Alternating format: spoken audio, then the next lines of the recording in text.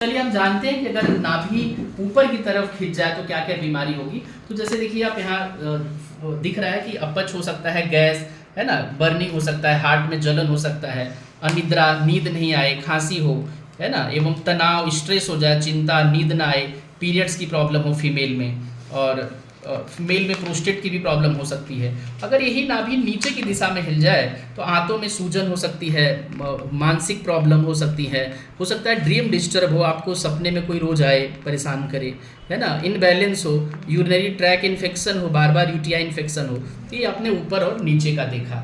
अब हम देखते हैं राइट में अगर इधर भाग जाए तो शरीर में निचले भाग में तनाव, दर्द हो सकता है, लीवर की बीमारी, गॉल ब्लैडर की बीमारी हो सकती है, पीरियड्स का प्रॉब्लम, इंटेस्टाइन का प्रॉब्लम। अब सीधे राइट डायरेक्शन में सेंटर में आए तो शरीर में तनाव, पूरे शरीर में बाएं भाग में पूरा लेफ्ट बॉडी पेनफुल, स्ट्रेस हो सकता है, पैनक्रियाज की प्रॉब्लम। पैनक्रियाज देखो लेफ्ट में है, लेकिन जब खिंचाव आएगा तो पैनक्रियाज पे ही आएगा, इसीलिए उसको भी इफेक्ट कर रही है। किडनी की प्रॉब्लम, लंबर एरिया में प्रॉब्लम। तो इस तरह से राइट की भी जो लोकलाइज प्रॉब्लम हो सकती है। अब अगर यही चीज़ देखो कि लेफ्ट में गया तो क्या प्रॉब्लम होगी।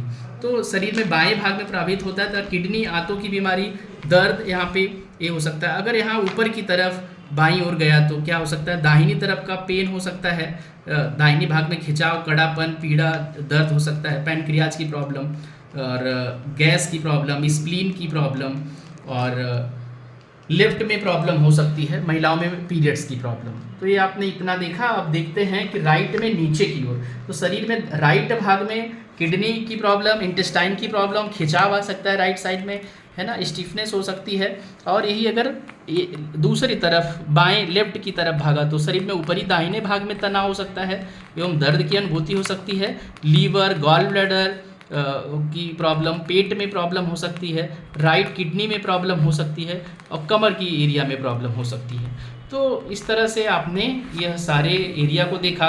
ये तो 8 ही डायरेक्शन हुए।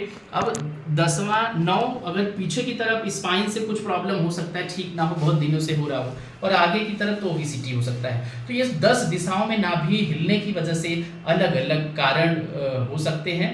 अब कारण की बात हम अगले वीडियो में करेंगे। आपने अभी ये जाना इन जनरल, इस तरह से देखिए कि किस तरह से एक पुल होने की वजह से अपर पुल हुआ, लोअर पुल हो गया। तो अलग अलग जगह में आपने देखा कि अलग अलग में पेन, अपर पुल हुआ तो क्या क्या हो सकता है, intestine problem, menses problem, constipation problem, calf pain, heartburn, heart में burning, breathing problem, insomnia, cough, pancreas, duodenum problem. नीचे की तरफ आया तो intestinal pain, bad dream, menstruation problem, prostate gland की problem, uterus swelling, constipation, backache, calf pen. अब right में upper side pull हुआ तो affected the right shoulder, right lung, pancreas, calf pain, liver and gall bladder, intestinal problem. अब एक upper left में pull हुआ तो क्या होगा, affected the lower right hip and right leg, stomach and spleen, digestive problem. अब right में pull हुआ सेंटर में तो affected to the calf pain, left side kidney, intestine and constipation. Left में पुल हुआ तो effect of the right side kidney and intestine.